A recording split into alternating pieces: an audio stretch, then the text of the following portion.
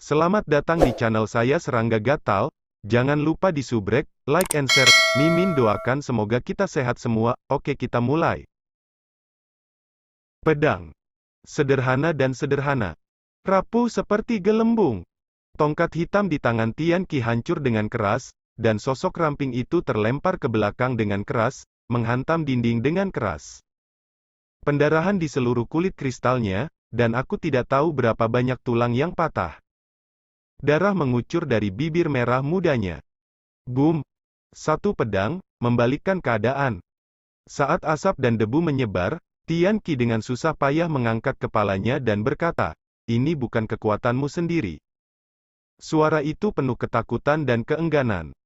Suyi memiliki bekas luka di sekujur tubuhnya, tapi itu semua luka kulit dan tidak serius.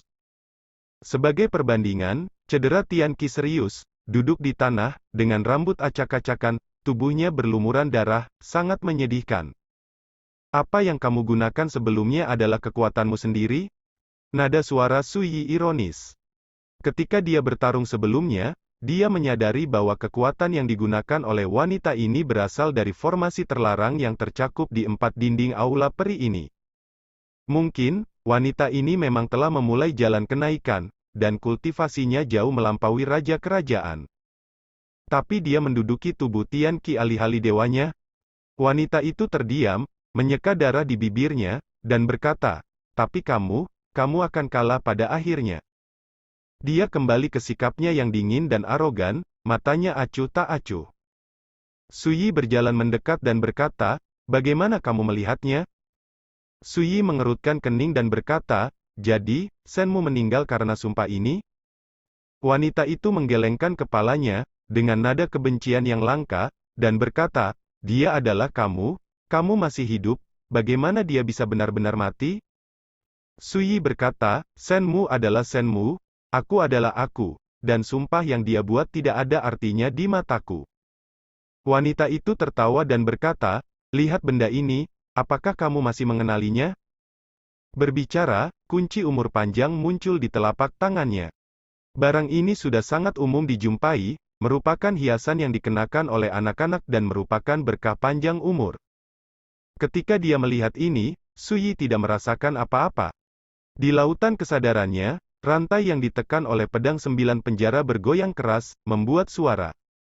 Rantai ini menyegel kekuatan karma Senmu. Pada saat ini, saat rantai bergetar hebat, jiwa Suyi juga terpengaruh, dan ada kesedihan yang kuat di hatinya. Emosi ini seperti letusan gunung berapi, memengaruhi suasana hati dan jiwa Suyi. Suyi tiba-tiba berhenti, mengerutkan kening, dan ada sentuhan sentimentalitas dalam ekspresinya. "Senmu, aku tahu itu, kamu tidak akan melupakannya. Tetap di sisiku selama sisa hidupmu, jangan pernah menyerah." Pada akhirnya, dia menghela nafas, persahabatan itu jauh lebih berharga daripada kunci umur panjang ini. Ekspresi Suyi tidak menentu, matanya linglung, dan kesedihan di antara alisnya menjadi lebih intens. Hampir seperti perubahan. Seperti seseorang, tersesat dan terpana.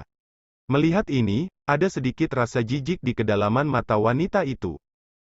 Dia menatap Suyi dan berkata, "Saat itu, aku memberitahumu dengan jujur bahwa murid-muridku dari Sekte Setan 6 keinginan harus memasuki Dao dengan kasih sayang dan membuktikan Dao dengan kekejaman, dan semakin kuat. Pasangan Dao yang kamu pilih. Ketika sutra biru terputus, semakin besar kekuatan Dao yang terkendali. Aku juga memberitahumu bahwa ketika aku jatuh cinta padamu, aku tidak bisa melakukan apa-apa, tetapi ketika kamu sangat mencintaiku, itu adalah hari ketika aku memutuskan utas cinta. Bunuh Anda dengan tangan Anda sendiri, dan dengan cara ini, Anda dapat mengembangkan karma tertinggi. Ini adalah jalan saya, dengan cara ini, saya tidak akan lagi terpengaruh oleh iblis dalam diri saya di masa depan, dan pikiran saya tidak akan memiliki hal-hal eksternal, dan saya akan terlalu lupa dengan perasaan. Bahaya apa yang tidak bisa menghentikanku? Tapi bodoh, setelah mengetahui semua ini, kamu mengatakan bahwa kamu rela mengorbankan dirimu untuk memenuhi jalanku." Berbicara, wanita itu menghela nafas, "Jika itu masalahnya, tidak apa-apa, aku bisa benar-benar kejam dan tidak perlu khawatir. Tapi siapa sangka, kamu bereinkarnasi." Omong-omong, ada sedikit kepahitan di wajah wanita itu, dan dia berkata, Senmu, tahukah Anda bahwa ketika saya mengetahui kebenaran, suasana hati saya hampir menjadi bumerang, dan saya pergi gila. Suyi berdiri di sana, ekspresinya cerah, alisnya dipenuhi dengan sentimentalitas, kebingungan, dan kehilangan. Melihat ini, wanita itu bangkit dari tanah dengan susah payah, menatap Suyi, dan berkata dengan lembut, jika kamu masih ingat cinta aslinya, jika kamu masih ingat sumpah aslinya, bisakah kamu lengkapi aku? Suyi mengangkat tangannya dan menamparnya. Pop, wanita itu berjongkok di sana. Wajah cantik itu merah dan bengkak. Dia tampak terkejut dan berkata, kamu. Suyi menggosok pipinya, kesedihan, kebingungan, dan kehilangan di antara alisnya tersapu, dan seluruh orang kembali ke temperamen yang tenang dan tenang sebelumnya. Apa yang kamu, aku bilang aku bukan Senmu. Suyi tertawa, namun, apa yang kamu katakan barusan akhirnya menjelaskan kepadaku bagaimana Senmu mati, itu benar-benar menjengkelkan. Pada akhirnya, Suyi menggertakkan giginya. Tergila-gila, Anda harus menemukan yang tepat.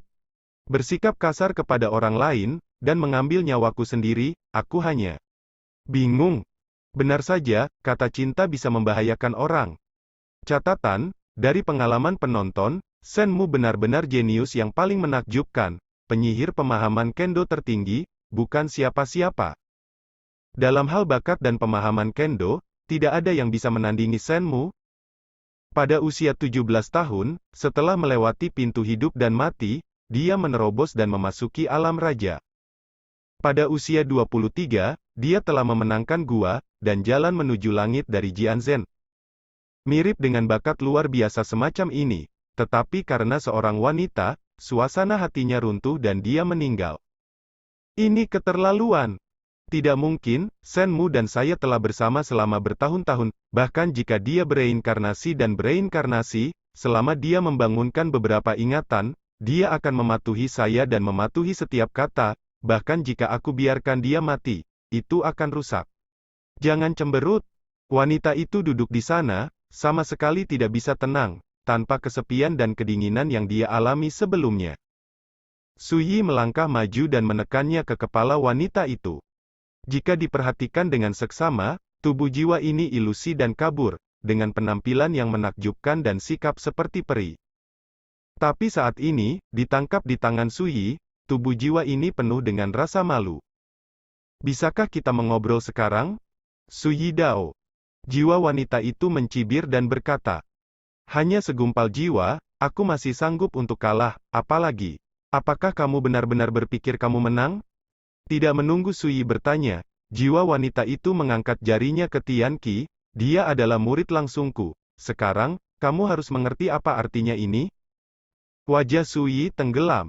Tianqi dan Qingwan adalah satu orang. Tapi sekarang, wanita itu berkata, Tianqi adalah muridnya.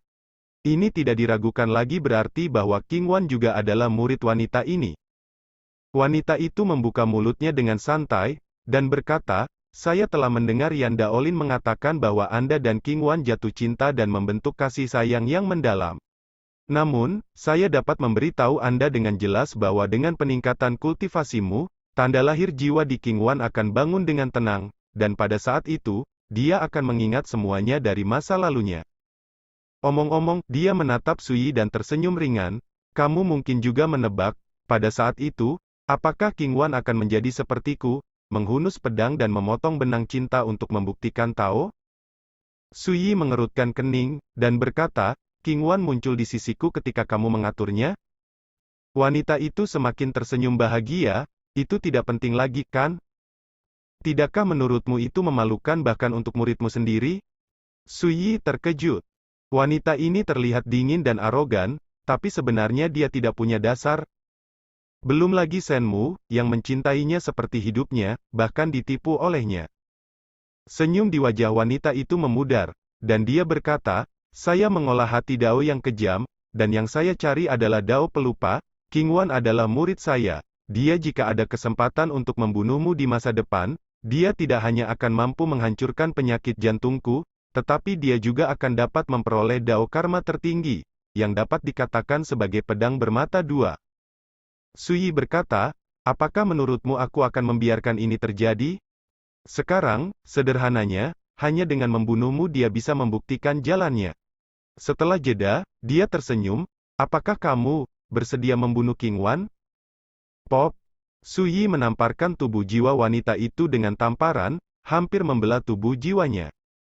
Dia jelas cemberut, dan segera berkata dengan acuh tak acuh, hanya orang yang tidak kompeten yang bisa semarah sekarang. Tidak kompeten? Salah, aku hanya menamparmu untuk King Wan, aku merasa tidak berharga untuknya. Suyi berkata, dan menamparnya lagi, membuat jiwa wanita itu bergetar hebat. Mata wanita itu dingin dan dia berkata, cepat atau lambat, aku akan membuatmu mengibaskan ekormu di bawah kakiku seperti anjing setiap hari. Pop! Suyi tanpa basa-basi menamparnya lagi. Kamu! Wanita itu jelas malu. Identitasnya sangat terpisah.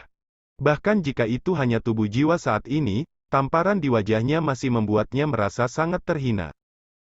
Bolehkah aku memberitahumu, meskipun aku bukan senmu, aku akan membunuhmu di masa depan dan membantunya. Suyi berbicara dengan bebas.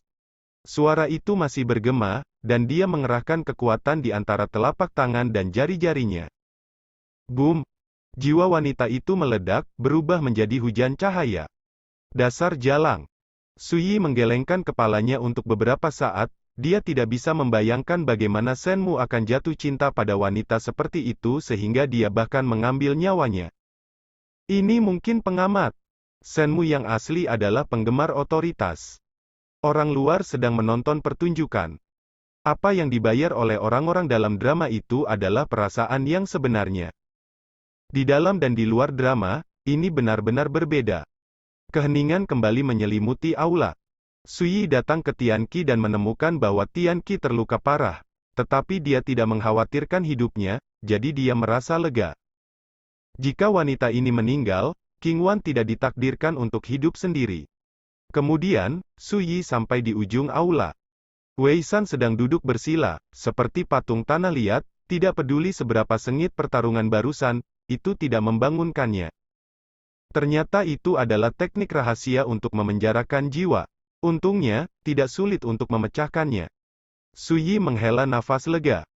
Dia mengambil pot perunggu dari pinggang Tianqi, menyeka segel di atasnya, dan berkata, 9 tokoh, keluar dan bicara. Wosh! Sosok Jiu Yao muncul. Generasi muda memberi hormat kepada Tuhan Guanzu. Jiu Yao memberi hormat. Dia melirik Tianqi, yang koma tidak jauh, dengan ekspresi khawatir di alisnya. Dia baik-baik saja, kamu tidak perlu khawatir. Suyi berkata, mengambil kursi rotan, berbaring dengan malas, lalu mengeluarkan sebotol Good Fortune Spirit Aperture Pill dan menelannya. Semangat Jiu Yao terangkat, dan dia berkata, generasi muda tahu bahwa dengan Lord Guanzu, dia pasti bisa membunuh wanita itu. Dia memperhatikan bahwa Suyi ditutupi bekas luka dan diam-diam terkejut, menyadari bahwa baru saja, perang tragis telah pecah. Apakah kamu tahu dari mana dia berasal? Suyi bertanya. Jiu Yao menggelengkan kepalanya dan berkata, melaporkan kepada orang dewasa, generasi muda hanya tahu bahwa lelaki tua itu memanggil wanita itu, Peri Sue Liu, adapun asal-usulnya, generasi muda juga tidak yakin. Peri Sue Liu? Suyi memikirkannya sebentar, tetapi tidak repot-repot bertanya lebih lanjut, dan berkata, katakan saja apa yang kamu ketahui. Jiu Yao merenung, lalu berbicara. Masalahnya sangat sederhana. Setahun yang lalu, Tianqi dipanggil oleh kepala sekolah Yandao, yang mengatakan bahwa dia akan membawanya untuk bertemu dengan seorang senior. Pada saat itu, Tianqi dirasuki oleh roh bernama Peri Sue Liu. Setelah itu, Tianqi, yang diduduki oleh tubuh, dipimpin oleh Yan Daolin, datang ke kuil peri ini jauh di dalam gunung gagap. Dan NBSP, menangkapku. Suyi berbisik. Bagaimana dengan dia, kenapa dia dikendalikan oleh Yan Daolin? Suyi menunjuk ke Wei San tidak jauh. Jiu Yao berkata dengan agak malu, Tuan, generasi muda tidak tahu apa-apa tentang rekan Taois ini. Suyi, tidak diragukan lagi, jika Anda ingin menyelesaikan kebingungan di hati Anda, Anda hanya bisa pergi untuk melihat kata-katanya. Suyi berkata, selanjutnya, saya akan membawa Tianqi ke paviliun Jiu Tian untuk berjalan-jalan. Anda dapat yakin bahwa saya tidak akan menyakiti hidupnya. Jiu Yao mengangguk setuju. Suyi tidak berkata apa-apa lagi, dan mulai bermeditasi dan menyembuhkan. Setengah jam kemudian, lukanya telah sembuh total, dan kultivasinya telah kembali ke kondisi puncaknya. Pada saat ini, Suyi Pingsheng memiliki kepercayaan diri yang kuat, dan berbisik, jika saya mau, saya bisa memasuki alam kesatuan kapan saja. Namun, Suyi tidak berencana untuk menerobos di sini. Dia bangkit dan datang ke Wei San untuk membantunya mengangkat segel di jiwanya. Setelah beberapa saat, Wei San perlahan terbangun. Wei Zi kecil, lama tidak bertemu. Suyi tertawa. Mendengar gelar, Wei Zi kecil, tubuh Wei San bergetar. Suyi mengeluarkan sebotol anggur dan menyerahkannya sambil tersenyum, kecuali aku. Siapa lagi yang tahu bahwa tempat ini adalah jebakan, dan dengan bodohnya akan datang menyelamatkanmu? Wei San tertegun dan berkata dengan penuh semangat, Tuan, apakah ini benar-benar Anda? Hati Suyi juga bergelombang. Wei San adalah anak angkat dari Wei Shou tua yang lumpuh, dan juga merupakan teman bermain paling besi dari Guanzu ketika dia masih muda. Tidak ada bedanya, mereka penuh darah dan semangat tinggi, dan mereka telah melakukan banyak hal absurd bersama. Dan NBSP. Di masa muda yang tampak absurd itu, Wei San selalu berada di sisinya. Setiap kali aku melakukan kesalahan, Wei tua yang lumpuh tidak berani menegur Guanzu, jadi dia menumpahkan kemarahannya pada Wei San, dan anak itu berteriak. Namun, Wei San sangat kurus dan tidak memiliki ingatan yang panjang, dan akan segera mengikuti penonton untuk melakukan beberapa acara besar di mata anak muda. Memikirkan hal ini sekarang, Suyi tidak bisa menahan senyum. Segera, dia berbicara singkat tentang reinkarnasinya. Saya tahu bahwa hidup tuan muda itu keras, dan pencurinya tidak bisa mengambilnya. Wei San tertawa terbahak-bahak gembira.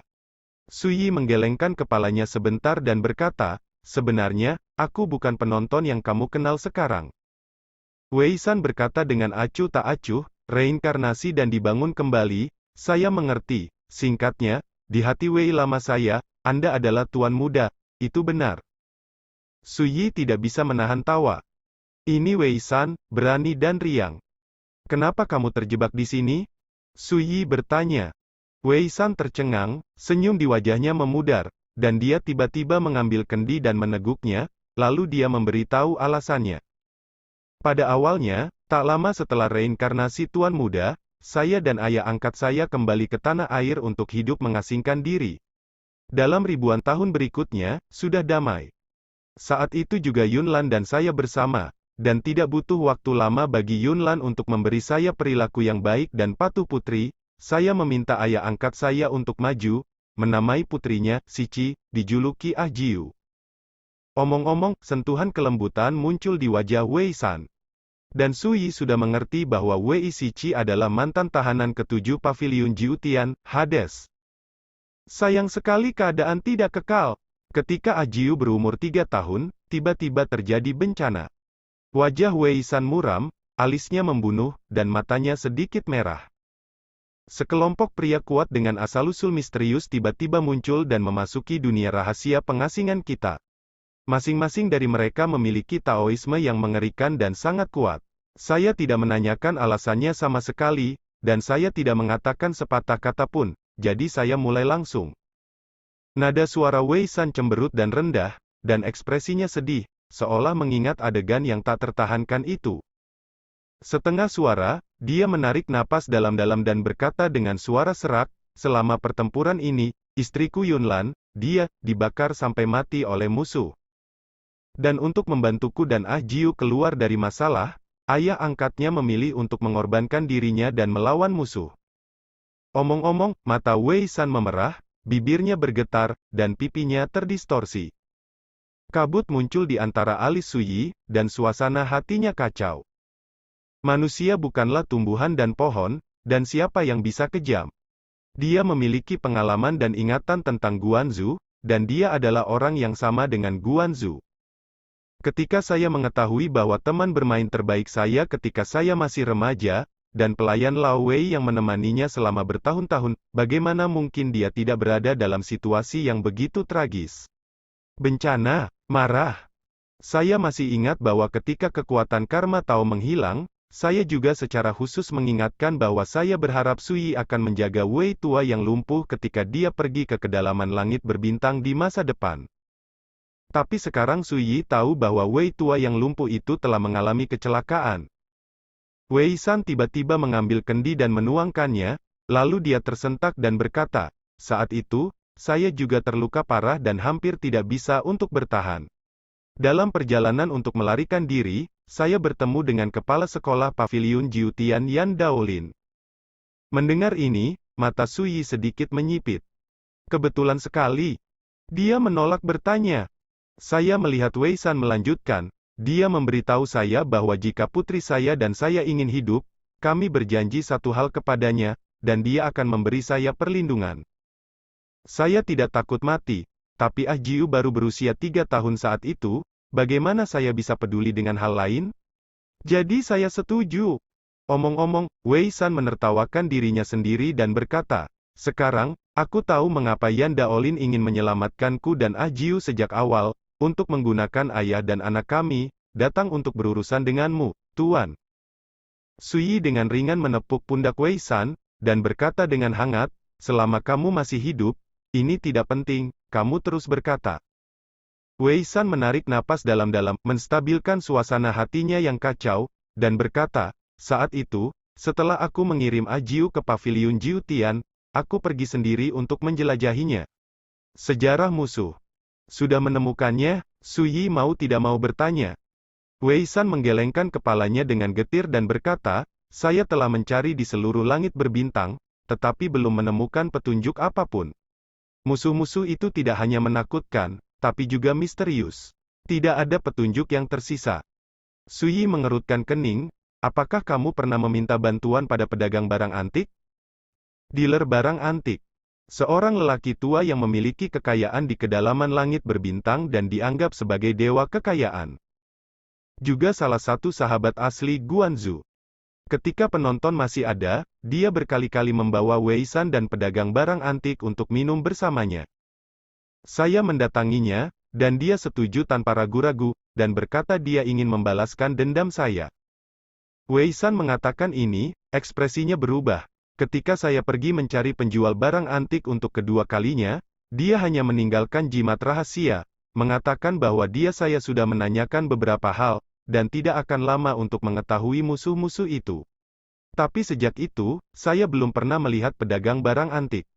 Mata Sui sedikit menyipit, dan dia berkata, "Orang tua ini mengalami kecelakaan?" Wei San tampak malu dan berkata, "Aku juga berpikir begitu. Dan aku menyesal meminta bantuannya, sehingga dia juga terlibat." Sui menarik napas dalam-dalam, menggelengkan kepalanya dan berkata, "Bagaimana Anda bisa menyalahkan ini? Namun, saya punya firasat bahwa lelaki tua dari penjual barang antik itu pasti tidak akan mengalami kecelakaan, jadi kamu tidak perlu merasa bersalah karenanya." Wei San tertegun, "Mengapa kamu melihatnya?" Sui tampak aneh dan berkata, "Karena ada seorang pria yang menginginkan penjual barang antik mati lebih dari siapapun di dunia, dan dia membuat sumpah beracun bahwa pedagang barang antik harus mati. Pada hari itu, dia akan mengundang pedagang barang antik untuk mengadakan pemakaman, dan mengundang karakter terbaik di dunia untuk berpesta bersama, bermain suona, berkabung, dan melihat barang antik dengan cara yang indah." Wei San tercengang, "Siapa yang begitu kejam?" "Penjahit tua." Sui berkata sambil tersenyum, "Seorang pedagang barang antik pernah membuat bisnis besar dan menipu penjahit tua dengan harta yang dia anggap sebagai nyawanya. Saat itu, penjahit tua itu hampir sangat marah. Meludah darah juga menjadi masalah bagi penjahit tua." Setelah jeda, Sui berkata, "Penjahit tua berjalan dalam kegelapan dan memiliki informasi terbaik. Jika pedagang barang antik menderita, dia akan segera mengungkapkannya. Mungkin itu tidak terjadi, cukup untuk membuktikan bahwa pedagang barang antik tidak benar-benar menderita." Wei San tiba-tiba menyadari hal ini. Sui tiba-tiba bertanya, "Kamu tidak pernah meragukan bahwa bencana saat itu terkait dengan Yan Daolin?" Sekian dulu updateannya, tunggu lanjutannya di channel saya Serangga Gatal, di subscribe ya guys. Terima kasih.